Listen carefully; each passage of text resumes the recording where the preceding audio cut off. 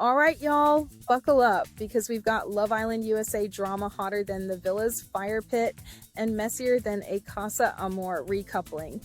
Jeremiah Brown is out here airing out the fallout from his doomed situationship with Huda Mustafa, and let's just say he did not hold back. She said that. She was like, you're not doing the things you're supposed to be doing, and America saw that, and that's why they took you, and this, that, and the third. And like, she was like, when I make, after I say this, actually, I'm not trying to be an asshole, but she was like, when I say cute comments, you make faces and people see that. But the cute comments are jokes about kids or marriage. So she'll say a joke about kids or marriage, and I'll be like, what? Like, da da da da. And she'll take that as me not liking her as much as she likes me. So I'm like, I already lost at that point. What are your final thoughts on that relationships? Like, any regrets? How would you want people to like just feel about that relationship? I'd say one, it was very real and very genuine off the bat. It got a little toxic due to me not nipping in the bud the crazy expectations that she had set for me early, and then the communication at the end was just not being perceived well. When I was trying to de-escalate, and she would kind of crash out. But at the end of the day, yeah, I just know that moving forward, like what I learned from it is not being intimate too soon, and then when I feel something about this is moving way too fast, instead of just like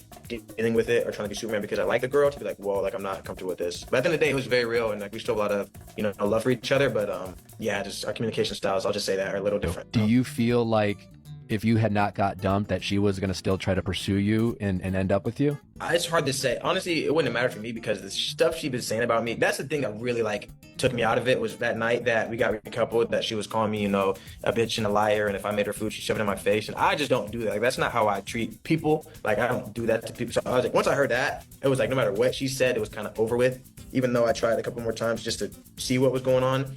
But I don't think she would have, honestly. Actually, I'm capped, because she did until, I don't know how much y'all saw, but literally every day up until I left, she would try to, you know, talk to me or kiss me or do something like that. So honestly, maybe, but I don't know what bombshells it would have brought in for her, but I don't know, honestly. Probably, maybe. America got to see Huda talk a lot of shit about like some of the women, like Amaya and then Iris when she came in. Were you guys aware of like how she was like talking shit about like the bombshells when they came in? Is it like a threat to you? Yeah, no, day one of Amaya, she definitely told me how much she did not like her because she made a comment about me or something. Because it's like half scary, half cute. I'm like, oh, you really care about me, but oh shit, okay, that's kind of crazy that you're doing all that. But yeah, she definitely let it be known day 1 and 2 that Amaya was there. She did not like Amaya. And then not too much about Iris, honestly. I can't remember if she said too much to me about Iris, but I just know like my first conversation with Iris, I kind of shut it down. Like I was like, oh, me and Huda are really good, da da da.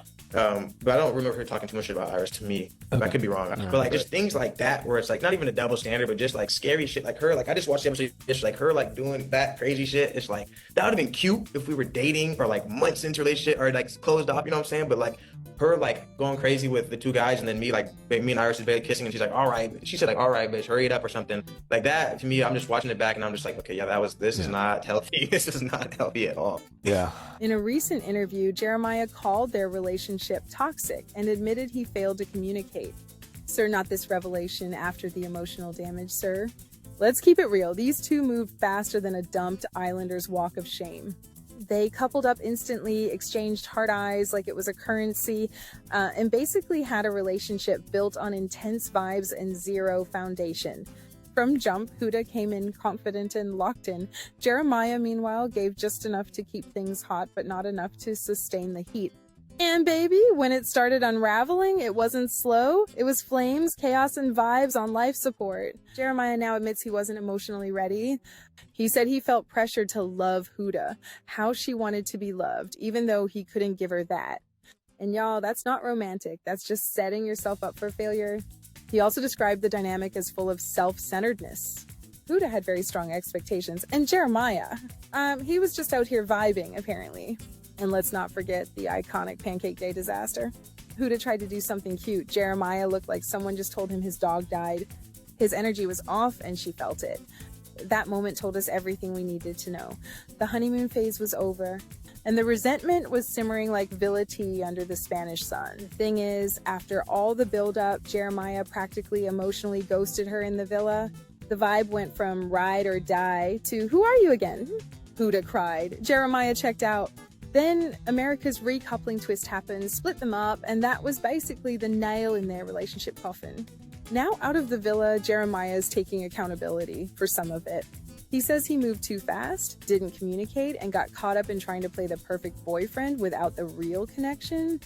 And while I give him props for not throwing Huda completely under the bus, let's not pretend like he didn't have her thinking she was about to meet the parents. Huda, for her part, hasn't stayed quiet either. She's hinted that Jeremiah love-bombed her, then pulled the rug out.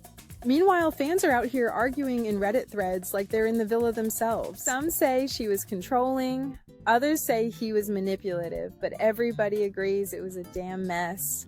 Ultimately, this is a classic case of misaligned expectations, intense chemistry with no communication, and reality TV doing what it does best, turning poor emotional coping skills into must-see television. The Jerida ship has officially sunk, but at least now Jeremiah has the clarity to say, yeah, we were toxic. Too little, too late? Maybe, but one thing's for sure, these two gave us drama, chaos, and content, and for that, we thank them. Let me know what y'all think. Was Jeremiah just saving face or being real? Was Huda a hopeless romantic or doing too much too fast? Who do you think was really the toxic one? Sound off in the comments, and don't forget to like, subscribe, and sip your tea slowly, because this villa is still steaming.